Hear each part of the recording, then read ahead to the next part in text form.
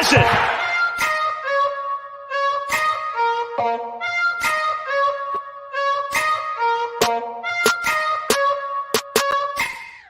What is going on, everybody? Welcome back to DSM pregame live, streaming to you here exclusively on DSM Media's YouTube channel. Guys, if you are new to the channel, make sure to check us out first and foremost on Twitter at DSM_media. Hit that follow button. We greatly appreciate it. And while you're over on the page, make sure to check out the link tree in our bio. It will take you to every social media platform we are available on, Instagram, TikTok, Facebook, all that good stuff. But like I said, we're streaming exclusively here on the YouTube channel, and that is important for many reasons. A, is the only spot that you can catch all of our DSM pregame lives for the Phillies, Sixers, and Eagles seasons.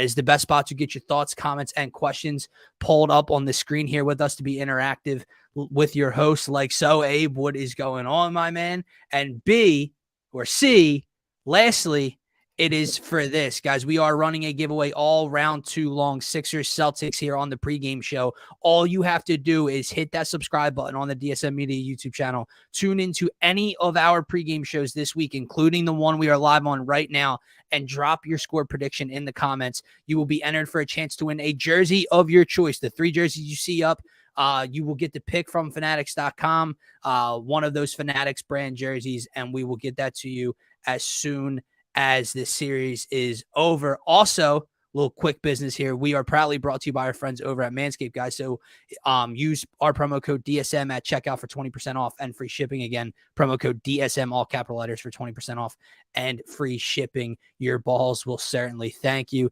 Sixers Celtics Game 2 preview. My man, what is going on?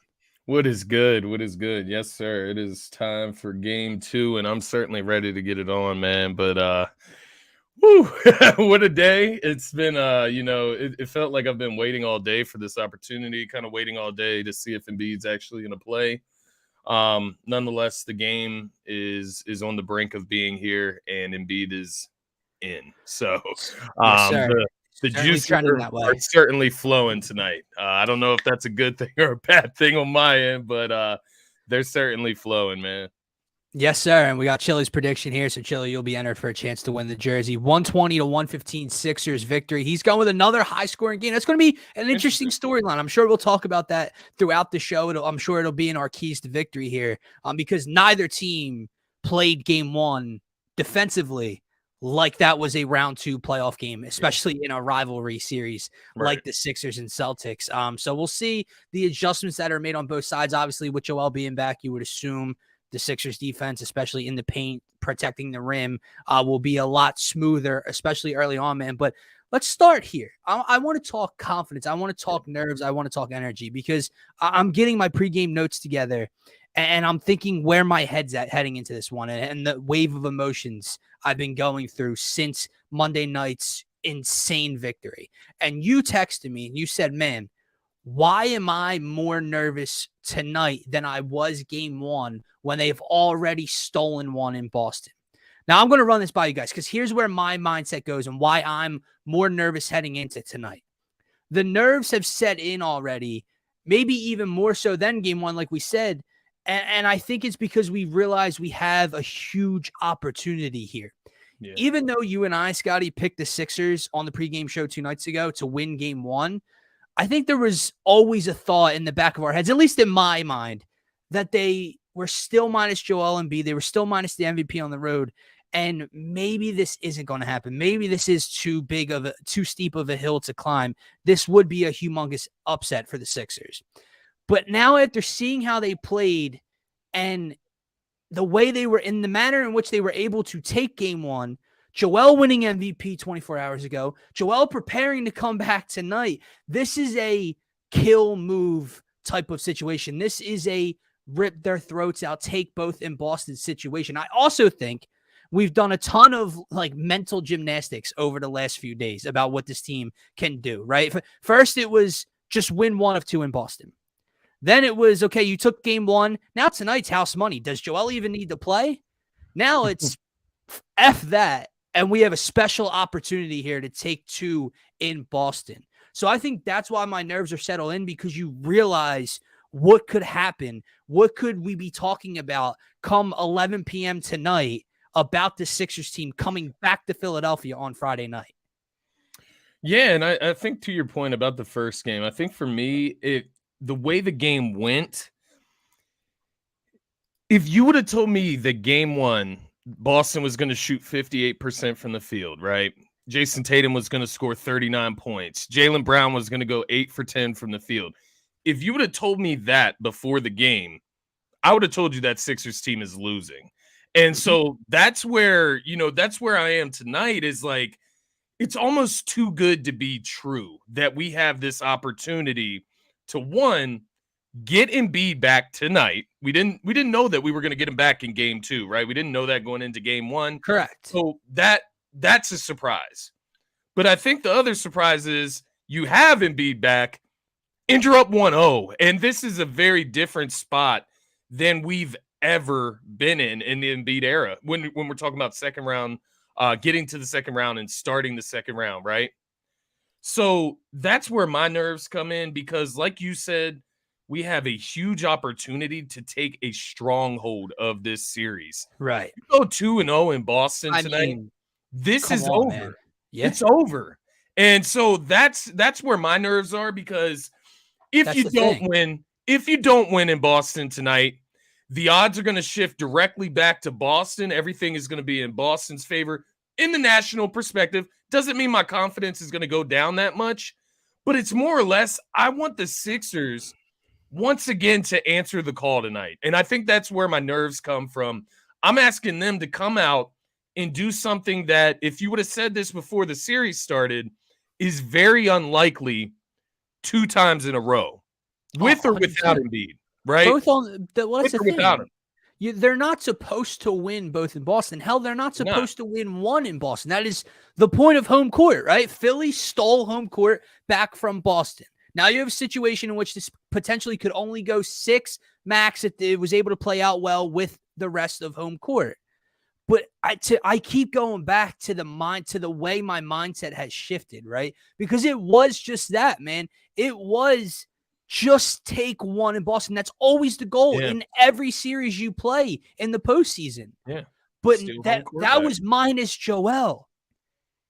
If he's playing tonight, which it is like, it seems like it's 95% plus that he is on track to play tonight. I heard he's in the sports books. Yeah. He's on everything. Well, now. If he's back, it's cutthroat time. It is snatch their soul time. It is take a 2-0 lead back to Philadelphia, which was not Boston. Once Milwaukee got eliminated, even maybe before Milwaukee got eliminated, Boston was what the highest or second highest odds to reach the Eastern Conference, to reach the NBA Finals. Mm-hmm. They go down 2-0 back to Philly. Joel raising the MVP trophy in front of that crowd on Friday night. Forget about it. You said it. Like, I'm not getting ahead. Yeah. It is over if that happens. So that's what I keep going back to with my confidence and my energy. It's like, we weren't supposed to be in this situation realistically. And now you are. And I want it so bad now. And that's what's making me anxious and nervous now. And on the other side of it, the other perspective in this series is the Boston side, right? And if you're the Boston Celtics tonight, you see Embiid coming back. You see that he just won the MVP last night. They already stole game 1. Your backs are on the wall, right? Like, your backs are against the wall. If they're smart, they're going to come out and they're going to play this like a game 7 tonight.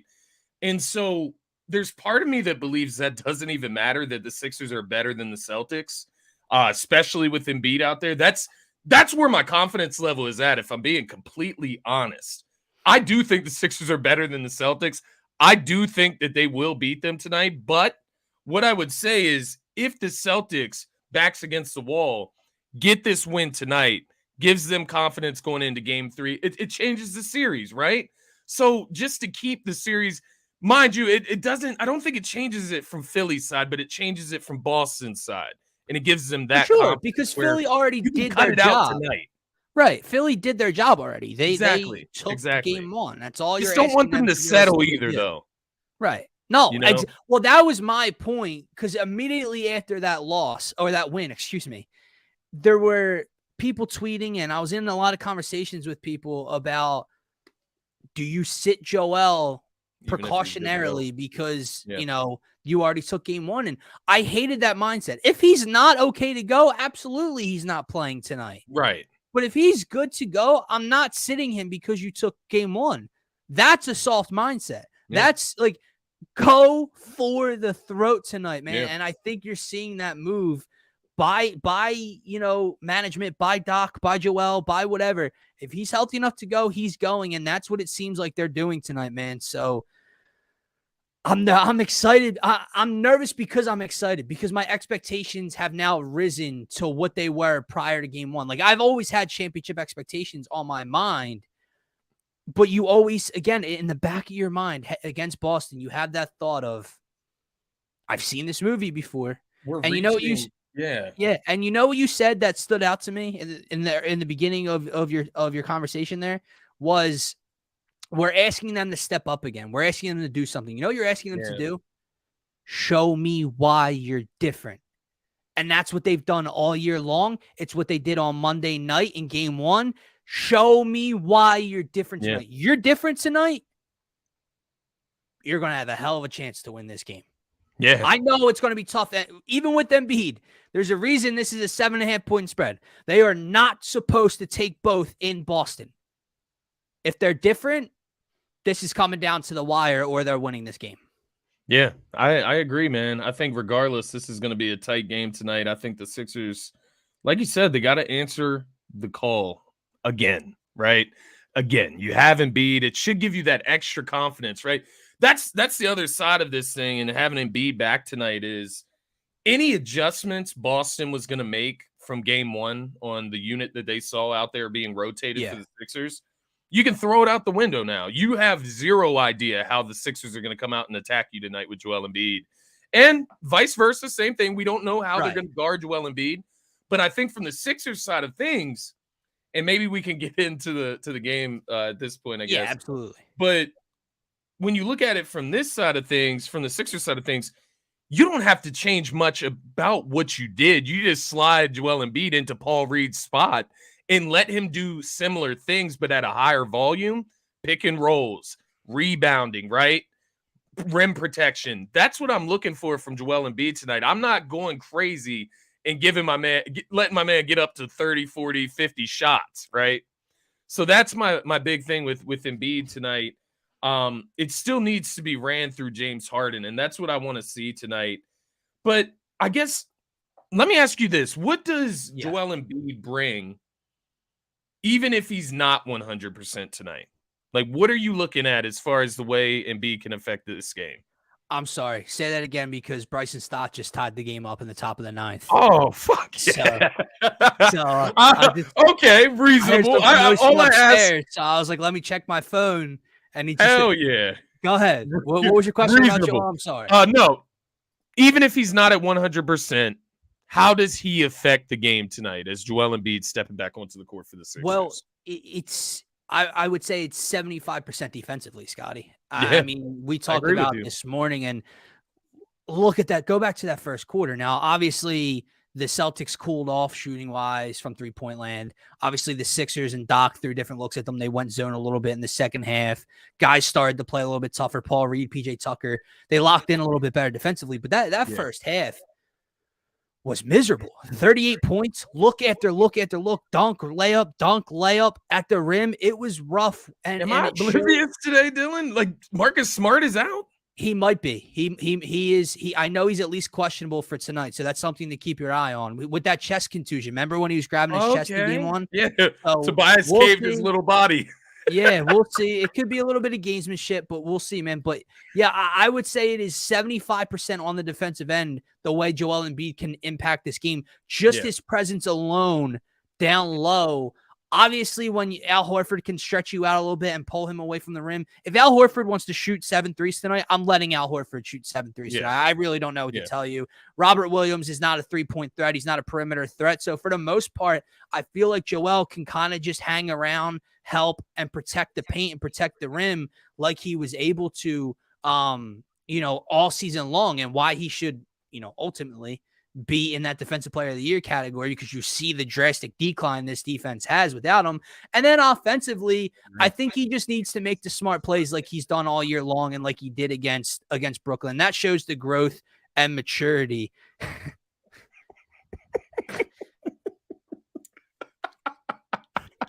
I was wondering what he was saying, Boss, dude. Then I rethought about what you said. And Darius, of course, brings it in the comments. Yeah. All right. Thank you, Abe. Not what I meant, bro. Not what I meant, but you get the point. Okay, but rewind, refresh. Got it. What the hell was I saying? Oh, he's got to continue to make the smart play offensively, right? Boston is not going to guard him and throw the traps and throw the immediate double and triple teams at him the way that Brooklyn did. That's a desperation move, right? They're going to play him more straight up. They're going to allow the pick and roll to happen with him and James and everything like that. So when it's there, take it. But I would continue to trust your teammates. Continue to look for James Harden and Tyrese Maxey and these 3-point shooters, because that's where this game will be won tonight. I saw Abe's comment up above about the 3-ball flying tonight for the 76ers. And I think that's a major key, which we're going to get into in a couple minutes here. But I do think that's true. I just think it's definitely more so defensively, man.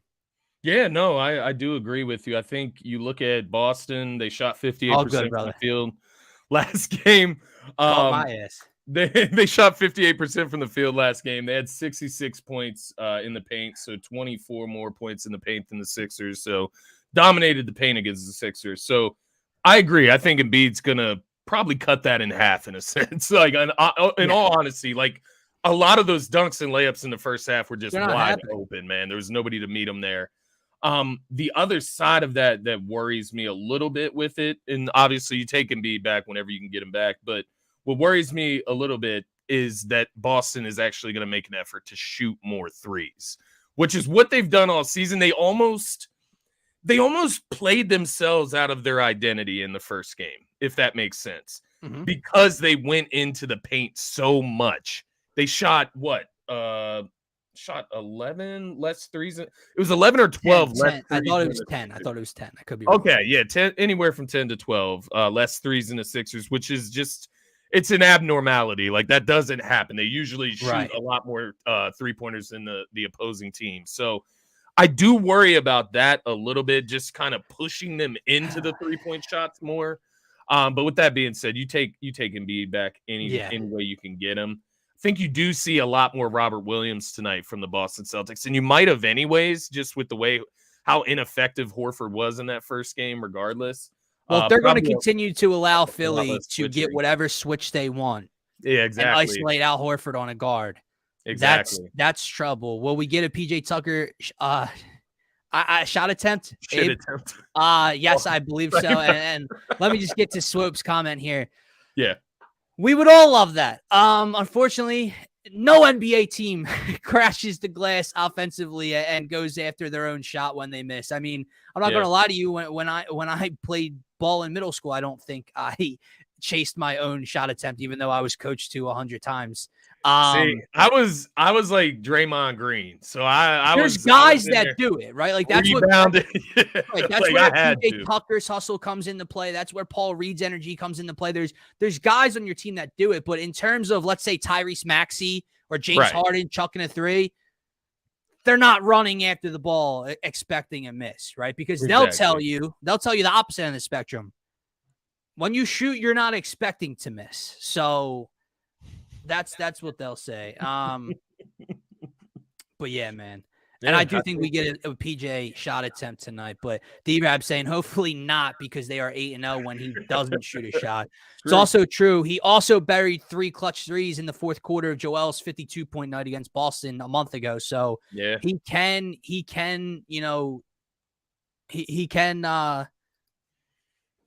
affect the game elsewhere, man. But Scotty, let's get to our keys to victory, brought by our friends over at Manscaped. We have 3 for you tonight. And if you notice, if you paid attention and tuned into the first pregame show for game 1, this was key number 1.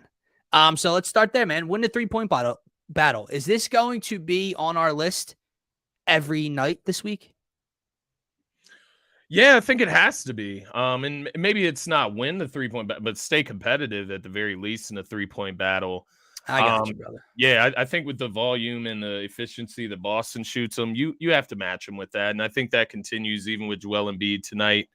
Yeah, and I thought RW Swope 87. I think he was on to something there. Just talking about the guys standing around. Yeah, go all out. And I think you'll I see as agree. we talk through the keys of victory Yeah. today.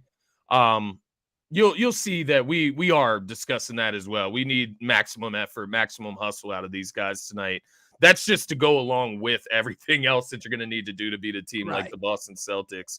But the 3-point battle, you won it the first game, and you see what that did for you. I think tonight, if you can stay competitive or even win this 3-point battle, there's no way the Sixers lose this game in a sense. So with Embiid back on the court, I expect, like Dylan said, the defense to be cranked up a notch from the beginning, a full 48 of cranked up defense. And I do think you see a lower scoring game tonight overall. But nonetheless, if the Sixers can ultimately shoot the 3 ball efficiently and make sure they get up enough shots to stay competitive from the 3-point line, that's winning the 3-point battle for them because they should control the paint tonight with Joel Embiid. No, I 110% agree with you, Scotty. And I do agree with D-Rab and Swope here. Melton will be big again, specifically from the 3-point line. X factor. You would hope big X factor coming off the bench. If Niang gets any run, I don't know which direction Doc's going to go with the way he played last game. If he does, he needs to hit when he's open. But I do think the key. I do think when we're talking about win the 3-point battle, you said it perfectly. It's not shoot more threes. It's not outproduce them. It's how efficiently can you shoot and staying close to them, bridging that gap between attempts, right? If Boston is going to shoot 34 threes, can we shoot 28 but shoot it more efficiently? That's kind of what we're talking about here. Like Tyrese Maxey shooting 2 for 9, not going to cut it, right? George Niang going like 1 for 4, 1 for 5, not going to cut it, right? So you need to shoot the 3 ball efficiently, and you'll stay in this game. Number 2, and I kind of want to relate number 2 to number 1. And I want to ask you this question. Run through Harden. And this is something you tweeted out. It's something you and I discussed this morning about, obviously we know Joel, when he returns tonight, he's going to be the focal point, and rightfully so. Like he is the MVP, he's the most dominant player. He's the guy that led the league in scoring. Like he should touch the ball 95% of the time.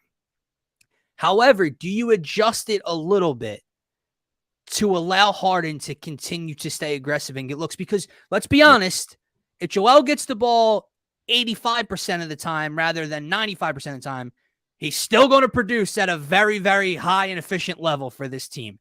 But it allows James Harden to keep that mental focus and stay locked in because, dude, there were how many reports about it that James still likes to play like that way, like he played in game 1. He's just helping the team and taking a back seat, being the Robin to Joel's Batman this year. So running through James is big tonight, as well as, being the pair next to Joel. But I would ask you this, relating it to key number 1, do you think the 3 ball is more open when they allow James to be the motor in terms of transition, in terms of pace?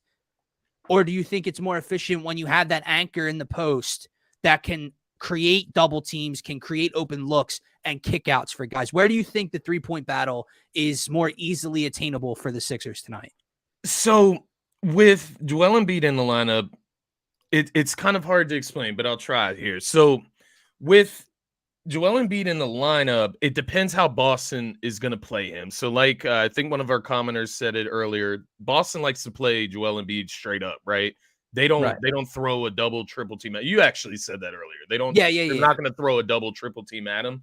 So that takes away that key of like get the ball in Joel's hands and somebody's going to be open, right? So I think from the standpoint of how Boston's going to play you, which ultimately I think that's why we've seen Harden play so well against Boston because of the way they played Joel Embiid. Right. The better offense, the more 3-point shooting is going to come from James Harden running the offense. And I think you run it very similarly to the way you ran it on Monday. Now, with that being said, we know Joel Embiid can do other things. But if you listened to Joel Embiid's Yeah, exactly. They take everyone else away. That's exactly what I'm getting at there, RW Swope. Let me know if you have a name you prefer as well, so we don't have to use the full I'm going initials with there. Swope. Yeah, let's go with Swope. But no, I think he's spot on there as far as the way Boston guards him. So run the pick and roll just like you did with Paul Reed. If they decide they don't want to switch on the pick and roll like they did with Al Horford, switching him on the Harden all game last game, then they're going to pay, right? If you go under the screen, go above the screen, Harden can go to the rack. If you go under it, he can shoot the three. And then you can take it a step further. If they do want to switch, that means you're going to get whoever's guarding Harden onto Joel Embiid. At that point, you go to Joel Embiid, they're going to double Joel Embiid at that point because he has a mismatch. You get an open three. So no matter what, as long as Harden is the one orchestrating this offense, as long as it's not that stand around and try to get the ball into the post for Embiid. For some reason, man, right? I don't know if it was just against Brooklyn or just down the stretch of the or of the regular season even, they started going away from the pick and pop, the pick and roll with Joel Embiid and James Harden. Get back to that tonight. That is the bread and butter. You do that tonight, and that's honestly where my confidence comes from, Dylan, because they had so much success in the pick and roll with James Harden and Paul Reed. Yeah, I know. So if you have that much success with Paul Reed, you should be able to double and triple that success with Joel Embiid, right? And I liked what Joel Embiid said earlier. They basically asked him, if you play tonight, what's it going to be like? Are you going to work yourself back into the game? Are you going to have the offense ran through you? He said, I'm just going to go out there and I'm going to let the game come to me. And I think that's a huge thing with Joel Embiid returning from injury. He's missed 2 games. He might be still a little hampered, right, by the injury. So I think with that being said, you come out, he's there for defense, he's there for rim protection, he's there for rebounding, and then it's just pick and roll and elbow jumpers. That's where I'm at with it. I don't think that you have to have Embiid do some otherworldly things. I think that the mismatch in this series is James Harden. Embiid is a mismatch. He's a mismatch in every single series that he goes into. Who walked it off? The Dodgers? Yeah. Damn. Yeah. Damn. Craig Kimbrell at his finest. Damn, man. Right in the middle of the show. That's the killer about doing shows during games. But no, I just think you keep it really simple with Embiid tonight. I don't think we need to overcomplicate things. I think you still run that offense through Harden tonight. And we saw what becomes of it. It just helps everybody else It gets everybody else involved in the game as well. And it's a lot less standing around when you're running a pick and roll versus just get the ball to Embiid in the post every possession. Right. So right. Which is everybody interactive like that. The Embiid ISO is going to be there every time. It's going to be there for the taking every time you want it. So I like Swope's comment here about make it about Harden first. Yeah.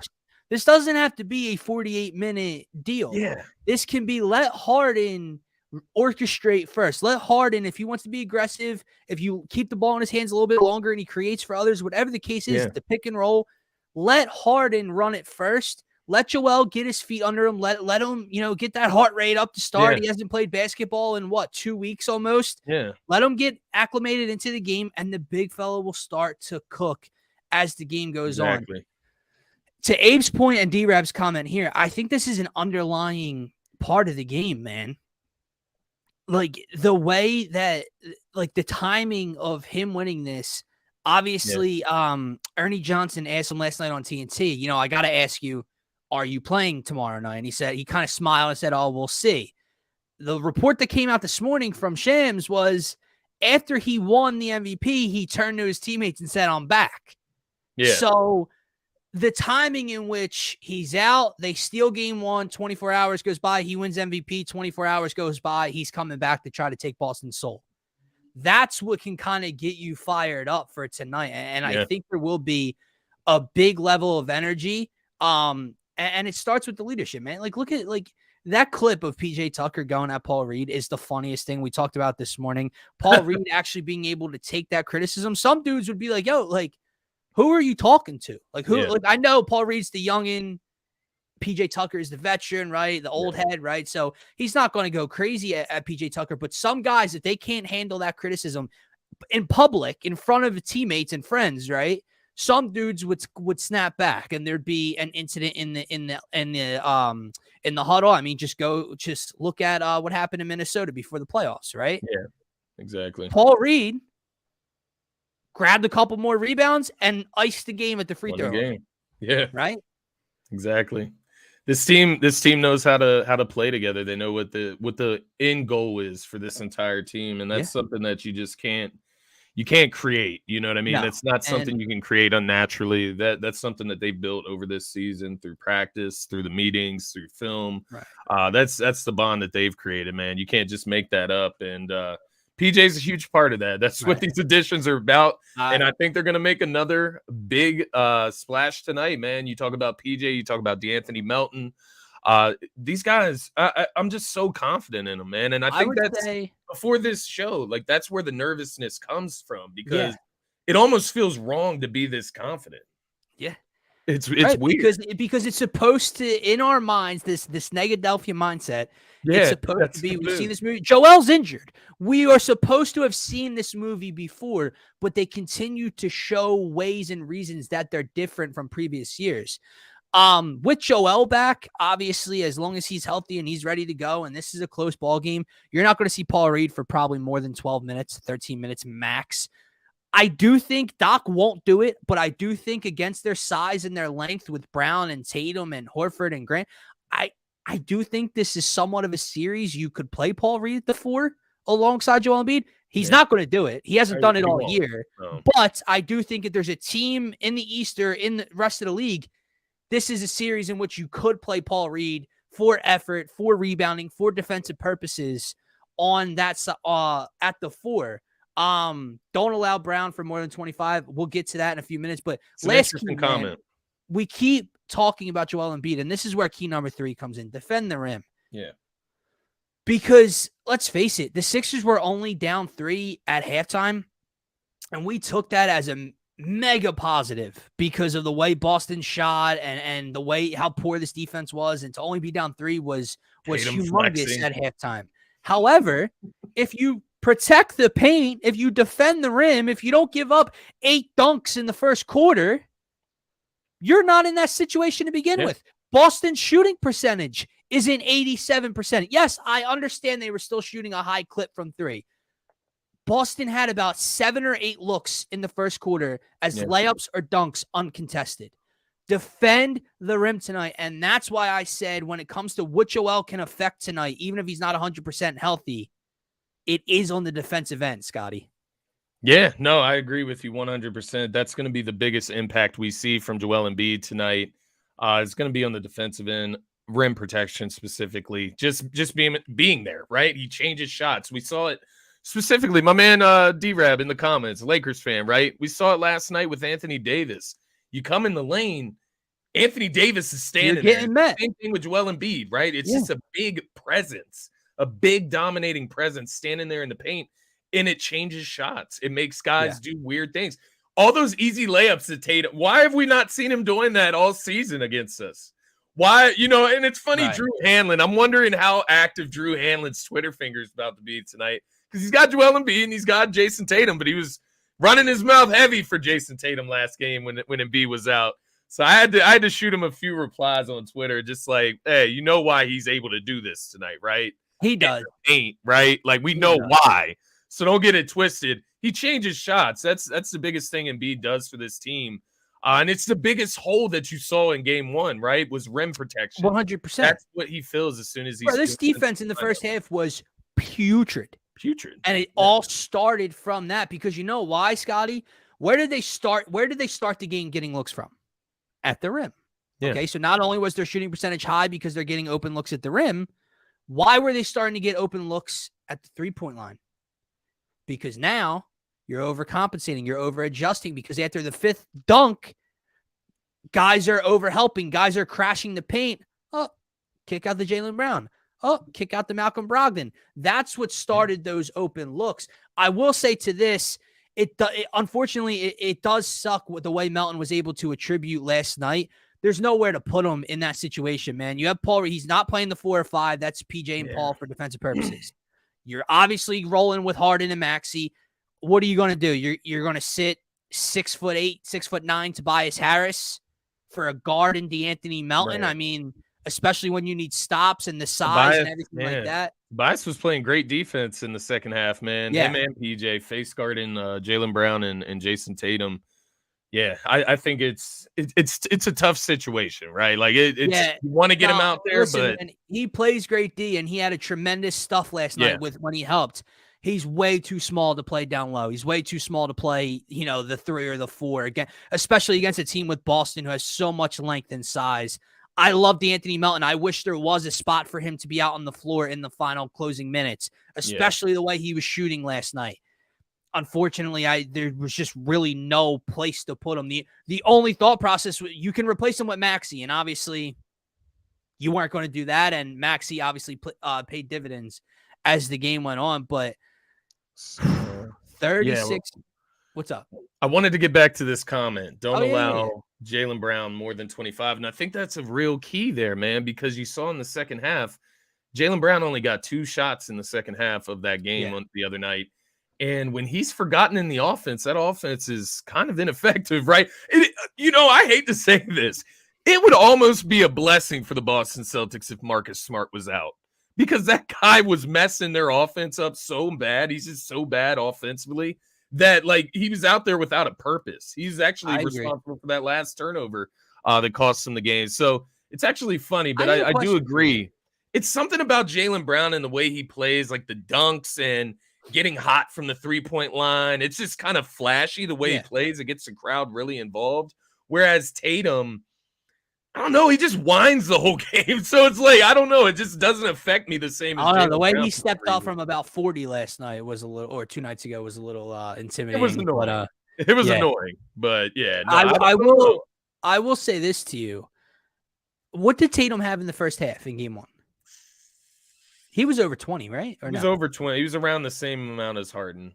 I want to say he was at 24, 20, whatever. Something like and he finished with 39. And I just point that out because whatever Doc and this team is doing at halftime, adjustment-wise, throughout this whole playoff run, has been phenomenal. Go back to Brooklyn.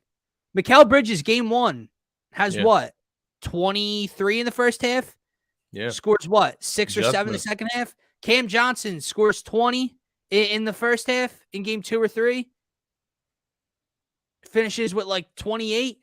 Jason Tatum, Brian, he scores 24, finishes with 39. Now 15 in the second half, still good, but they clearly needed a lot more than that in the second half. Yeah. It is a weird dynamic with those 2 guys, man. I don't know how, cohesive they are. I don't know how true. Someone in the comments let me know. I saw a quote on Twitter. It had Marcus Smart's picture, and he made a comment about Joe Mazzulla's coaching and how it's very sporadic and all over the place. Was that real? Because if so, they are imploding from the inside out. I mean, and I think the worst part about his comment is if you're watching them play, by the way. If you're watching them play, it's true. It is random. How does Jaylen Brown, I get it. You have Jason Tatum, so you want to give him as many shots as you can. But then I would ask you, Jaylen Brown he only missed 2 shots in this game. So how does he only get 2 shots in the second half? I agree. The 2 shots he missed. But at what point in the NBA is that coaches coach and players play? And yes, maybe in the first half, Mazzulla, whatever. At what point in the fourth quarter of a close game at home, if you are a star like Jason Tatum, if you are Jaylen Brown, if you're that leader, that know-it-all like Marcus Smart, who's calling his own coach out publicly, at what point do you not, in a set, go, here's the ball, Jaylen. Here's the ball in ISO, Jason. You guys just ran what coach told you like you're in middle school? Because I've watched a lot of NBA basketball. They don't do that too often, Scotty. I mean, there's sets and there's actions and there's stuff like that. There's a lot of egos on that team, man. There's a lot of egos. And, I mean, I'll be honest with you. There's part of me, like I said, for some reason, I'm just a little more intimidated by Jaylen Brown. I don't know what it is. It's something about I love Jason Tatum at Duke, man. I'm a Duke person. I'm a Duke guy. there's some part of me that feels like if Jaylen Brown was the leader on this team and in the number one, they might be a lot better, man. But that's for here nor there. That's not my business. That's Boston's business. They can figure that out. But to Swope's comments earlier about one of the Boston fans saying Brown wants to leave, Brown wants out. He did. He almost seemed disinterested in the second half. It was kind of odd in a sense. No, and he did flex early on, guys. Real quick, breaking the action. This feels like a good time to tell everybody that's tuned in right now to subscribe to the channel and drop your score prediction live with us right now to be entered for a chance to win a jersey of your choice all round 2 long, Sixers Celtics on any of the pregame shows this week. Drop your score prediction below in the comment section for us. Yes, but sir. Scotty, again, this feels like another case, man. We did it Monday night, and we're 41 minutes in, and I told you the other night, I didn't know which way I was leaning. I had to be persuaded. I had to be talked into that confidence I was feeling for the 76ers. You said it a little bit ago on this show. It's almost wrong. It almost feels wrong for how confident we feel heading into game 2 tonight on the road versus Boston with maybe a hobbled Joel Embiid if he returns. Let's get into standout stars, man. We've talked a lot. 121, 116, Boston. That is the first Boston comment. Abe, you are entered as well, my friend. Don't worry about it. 109, 103, Sixers victory. Listen, man. Who is the guy tonight for the 76ers? And normally we like to leave out Joel Embiid because why? He's Joel Embiid. Throw that out the table. Throw that off the table. Yeah. He can be involved in these picks. Brian's going 126, 115 Sixers. High scoring from a couple of these comments, man. And, you know, it's going to be interesting to see how these defenses make adjustments. But who steps up tonight? Swope is going with Tobias. Oh, I like it. Abe's going with the young kid in Tyrese Maxey. Yeah, me and Abe are on the same page here tonight, man. There's a, let me put it this way. Harden needs to start the game quick. Harden needs to get off to a good start. I think you start the game through Harden.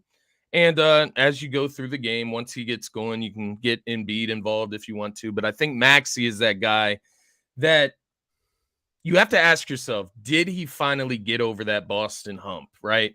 We know how he played against Boston in the regular season. He averaged, 10 points per game? We went over the stats on Monday. I'm not going to go through them again. But he averaged 10 points a game during the season against Boston. He shot about 20% from the three-point line. But in game 1, he scores 26 points. He gets 4 steals. He's a team high plus 12. Mind you, he was a team low minus 10 on the season across all 4 games. Game 1, he's a plus 12. He has 4 steals. Excuse me, losing my voice there. 4 steals, 26 points in this game. So part of me feels like Tyrese Maxey was able to get over that Boston hump, over that mental hump that he could not get over against the Boston Celtics. I'm looking at Tyrese Maxey tonight, and I think while all this attention is on Joel Embiid coming back, and while all this attention is on James Harden and his 45-point masterclass game 1, and he comes out aggressively again tonight, right? Harden's going to do that tonight. Nobody's going to be paying attention to Tyrese Maxey, and that's just how he likes it. He likes to get those strong set threes, like my man Swope was talking about earlier in the show in the comments. He's right. We don't need Maxey going to the left, fading away, shooting threes. Right. Yeah, no. Say it again. He's going to be spotting up in open spots because Embiid and James Harden are going to be on the floor running a pick and roll, and the shots are going to fall right in Tyrese Maxey's lap tonight. He just has to hit them. And for that, I think Tyrese Maxey, I'm going to go with a big game tonight. I think he asserts himself, especially in the second half, the third quarter, just like he did in game 1. And I'm going to go with Maxey anywhere from 25 to 27 points tonight, 3+ threes, gets it going against Boston tonight. I do. I think it's a Tyrese Maxey big game tonight. That's not to say that Harden and Embiid won't do their thing. Even Tobias. I think Tobias did his thing under the radar in a sense in game 1. But Tyrese Maxey is the guy that's sticking out to me tonight, and I'm expecting something big for him. I expect him to answer the call. You ask yourself, before you go, you ask yourself in game 1, who who had room to really grow, right? Mhm. And I think Tyrese Maxey is that guy. He shot 10 for 24 from the field, 2 for 9 from the three-point line, had 26 points. Still didn't shoot the ball like he normally does, as efficient as he normally is. And that's where I'm at. Tyrese Maxey has room to grow tonight. Tyrese Maxey has a big game. Yeah, no, I love this comment by Abe because obviously he struggled in all 4 matchups this season. What do you Yeah. average? 11 or 12 points against Yeah. Boston throughout the 4. Yeah. D-Rab saying if we do get a Maxey Masterclass with around 30 points, the Sixers will win. Yeah. Listen, I've thought about this all day. I really have. And Scotty, you and I, especially in a series like this, and I do agree with you. We should know what you're getting from Joel, whether he's hobbled or not. Yeah. When you watch James do what he did the other night, you hopefully know you're at least getting, a very efficient game, a 20-plus point night from James, whatever the case is. So we tend to look at the others. I'm not doing it. I'm looking at what happened 24 hours ago. I'm listening to the press conference earlier about this dude's life story and how proud of his accomplishment he is and how proud of his teammates he is. And I'm looking at PJ Tucker and James Harden's Instagram post, and I'm looking at James Harden hugging Joel Embiid while he's crying and buying him his first Rolex, right? I'm looking at all of this. And I don't think tonight, again, this sounds crazy because we have no idea what to expect from Joel, but here is where my thought process is. I don't think this is we know what we're getting from Joel night. I don't think this is a 28 to 30 point night. I think Joel goes high 30s. I think he goes high 30s. I think he gets a couple blocks and protects the paint. I think he grabs 9+ rebounds. I think this is Joel Embiid's MVP celebration night. And we'll get into if that translates to a 2-0 series lead in a few minutes. But I am rolling with Joel Embiid. I know it sounds corny. I know it sounds, how are you going to pick the best player? But not at all. I think this is 36, 37, 38-point territory for the big fella tonight. Efficiently, I think he gives Boston fits, man. I really, really do. I like it. No, I don't think it's corny at all, man. We need Embiid to show up tonight. And I think another good perspective, and just kind of looking at it from your perspective in a sense here, Game 2, you have a chance to go up 2-0 on the road against the Boston Celtics team that dominated the NBA most of the season. It's got to be your MVP that steps up, right? Like, that's got to be the guy. And so to that point, I do agree with you in that sense. Hey, let's get Embiid, let's get Maxey, let's get Harden, let's get them all going tonight, man. And don't get me wrong. Really, listen, I agree with you because, and to Abe's point, to D-Rap's point, if you get more Maxey growth, he can be the X factor of all X factors with that speed and that shooting ability, right? I also think you can't have a James Harden off night after what you got the other night. Everybody's going to have to step up, but it's who's the catalyst, who's the engine like you got from James Harden on night 1. I'm rolling with Joel tonight. 118, 112, Sixers victory tonight. Another pretty high score, man. The over. People are smashing the over tonight for this game total. Yeah. Scotty, we have talked about the what, the why, the who's. Let's talk about the hows. Do the Sixers come away with a win tonight? And if so, how? What happens tonight for them to come away with a 2-0 series lead? Yeah, I think when you talk about who has the room to grow, and I said that about Maxey, and I'll say it about the Sixers as well. Which team has the room to grow going into Game 2? Which team has the room to tighten up on the defensive end? Who has the resources to tighten up on the defensive end? It's the Philadelphia 76ers. They're the ones that have the resources, and that resource is Joel Embiid. And he's the one that comes in and changes the way that Boston offense was operating last game. They're not going to shoot it as efficiently because they're not going to be able to get into the paint as much. So that's ultimately what I'm looking at with this game, and you're going to be able to tell by the score that I have it at. This is going to be a defensive game. I think that Embiid is going to come out here. I'm with you. I think he's going to play very aggressive. I think he's going to play very hard. And I think that's going to result in Boston not getting anything easy tonight. The Sixers are a top 3 defensive team in the NBA for this entire season. And now we're into the postseason where they have to take it serious 48 minutes a game. So when you look at it from that perspective, you look at what they've been able to do in second halves throughout the playoffs, right? Turn it up in the second half, tighten up. Well, how about this?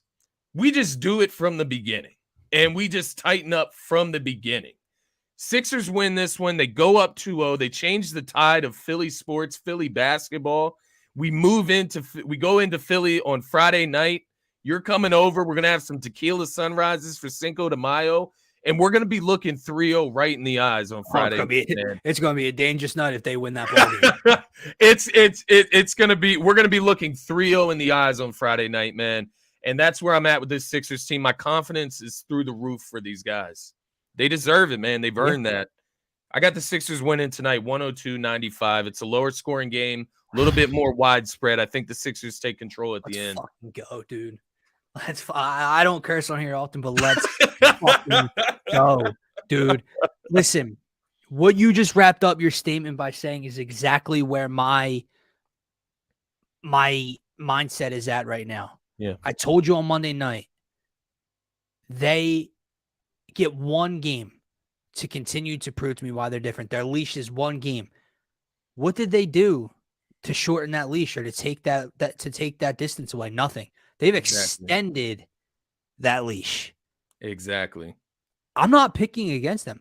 And I damn sure am not picking against them when the MVP of the entire association is returning tonight. And I think he's on an absolute mission for more hardware than he's already going to be holding up on Friday night at the Wells Fargo Center. The Sixers will win tonight. Again, maybe this is a fault of my own. I'm going with low scoring. I went way too low scoring last game. I see a lot of high scoring comments. I am going with the Sixers 105, Boston 100. I think this is still going to be an extremely tight game. Guys, smoke, drink, do whatever you got to do to calm the nerves. I don't know what you got to do to get yourself to go hit my bong. Your heart's going to be pounding out of your chest come the 3-minute mark of the fourth quarter again, I believe. And I think the Sixers come out successful. They have done nothing to prove otherwise. They haven't lost in the postseason. Think about that. Yeah. They took care of Brooklyn the exact way a team of their caliber is supposed to take care of a team of Brooklyn's caliber. They stole game one with the MVP. Why the hell am I going to come on here and tell you they're going to lose tonight? Because they should? I don't care what they should do. They should have lost on Monday night, and they didn't. And they're not going to lose tonight because Joel Embiid, James Harden, NBA MVP Joel Embiid has been fully cleared to make his 76ers return tonight. Let's go, man. The MVP's man. Back. Let's go. My nerves are going 100 miles per hour right now. Let's go, brother. There you go. We'll calm those nerves, man. Scotty, one last word for the people before we wrap up this show. Again, for all of you guys that tuned in late, if you want to be involved in our giveaway running through the second round, make sure you subscribe to the DSM Media YouTube channel. Tune into any Sixers Celtics pregame live this week, including the one we are on right now, and comment your score prediction for that game on the show for a chance to have your name entered on the wheel for a chance to win a jersey of your choice. You get to pick which Fanatics jersey you want out of these three. And your size. So we're not coming out and, buying that extra large jersey and a large size man or girl wins it. You get to choose. It'll be shipped directly to your house. And that's that. And as always, don't forget that DSM Media, DSM Pregame Lives, and the Faithful Fanatic Show are proudly brought to you by our friends over at Manscaped. Use promo code DSM for 20% off your total order and free shipping. Again, that is promo code DSM for 20% off your entire order and free shipping. For myself, for Scotty, for DSM Media, have a great rest of your night and go Sixers. Go Sixers. And Philadelphia has it.